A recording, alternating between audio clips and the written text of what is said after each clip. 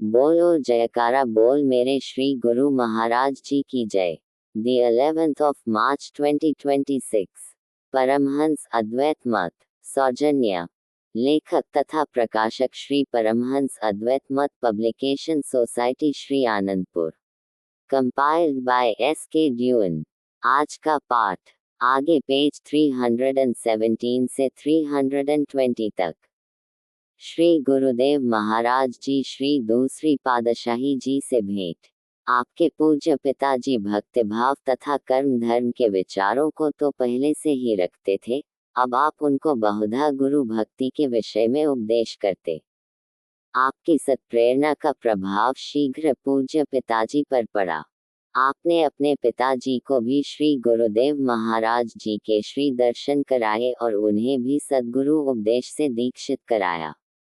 आपका अपना विचार ये था कि पिताजी शीघ्र ही श्री चरणों में सर्वस्व समर्पण कर शरणागत हो जाएं। जिस दिन आपने गुरु दीक्षा ली, मन से तो उसी दिन ही सब कुछ श्री गुरुदेव महाराज जी को सौंप दिया, परंतु बाहरी रूप से अभी शरण प्राप्त नहीं की थी। आपके हृदय की ये प्रबल अभिलाषा थी कि यदि पिताजी भी श्री दरबार में शरणागत हो जाएं तो घर की सारी संपत्ति भी परमार्थ श्री दरबार में लगा दी जाए। अतः आप अपने पिताजी से बहुधा कहा करते, पिताजी, आप वृद्धावस्था में पदार्पण कर चुके हैं, अतएव अच्छा हो यदि आप सांसारिक जंजाल को त्याग कर जीवन के अंतिम दिनों में संन्यास धारण कर ले तथा भजन भक्ति में मन लगावें। इस प्रकार की शुभ प्रेरणा आप बार बार पिताजी को दिया करते।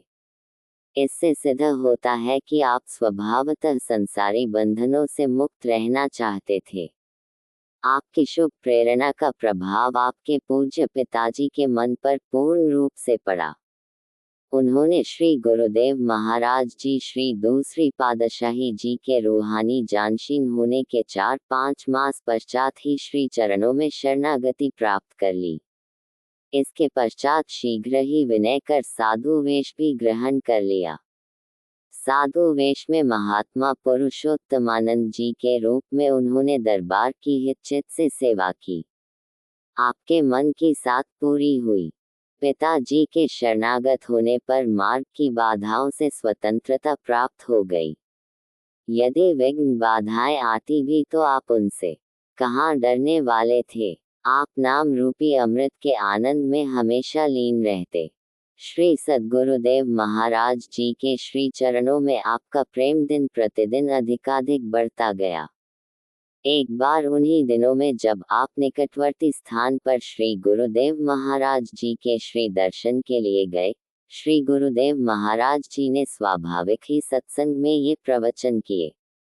दोहा भक्ति गेन चौगान की, भावे कोई ले जाए। कह कबीर कछु भेद नहीं, कहा रंग कहा राय। अर्थात संसार के मैदान में ईश्वर ने भक्ति की गेंद उछाल दी है। जैसे खिलाड़ी गेंद के साथ खेलते हैं, उनमें निपुण खिलाड़ी ही चौगान की गेंद को पकड़ सकता है, साधारण नहीं। ऐसे ही भक्ति की गेंद भी चतुर गुरुमुख ही ले सकता है।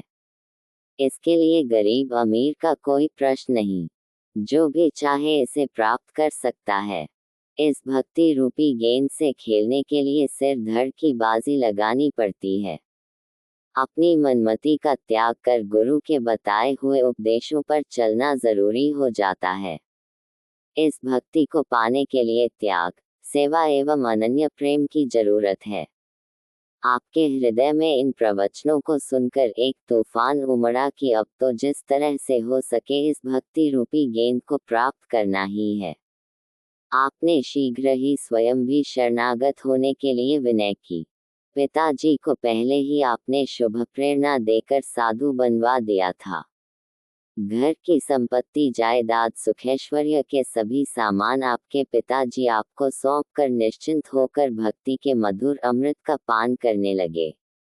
आपके हृदय में भी इस सारी संपत्ति को श्री दरबार की सेवा में लगाने की भारी उमंग थी।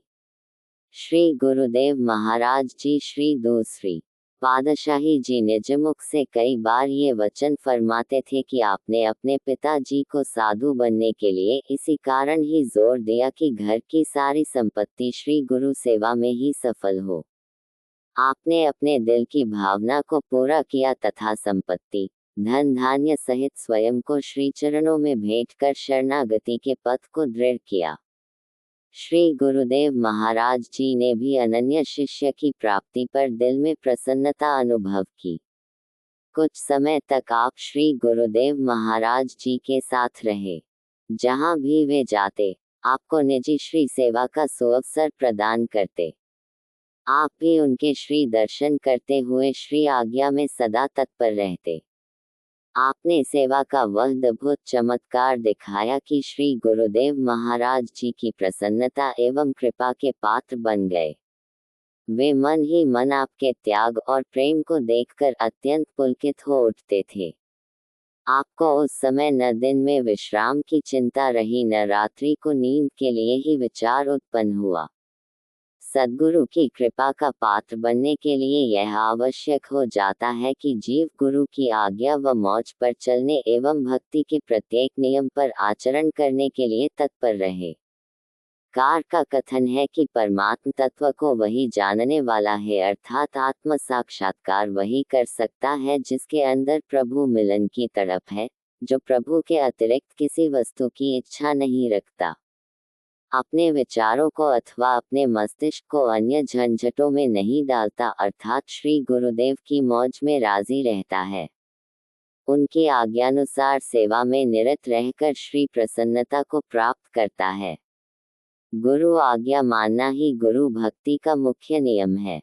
ऐसा ही आपने किया तथा इस सिद्धांत पर चलकर गुरु भक्ति के लिए ये सिद्धांत आवश्यक बताया कि मनमति का त्याग कर गुरुमति को ग्रहण करना। यही नियम ही गुरु भक्ति की मंजिल को प्राप्त करने का एकमात्र सरल तथा अत्युत्तम साधन है। बोलो जयकारा बोल मेरे श्री गुरु महाराज जी की जय। अगले पाठ में श्री 108 श्री स्वामी वैराग्य आनंद जी महाराज, श्री साधु वेश, कल का पथ में पेज 320 से आगे। बोलो जयकारा बोल मेरे श्री गुरु महाराज जी की जय। Complied by S.K. Dewan।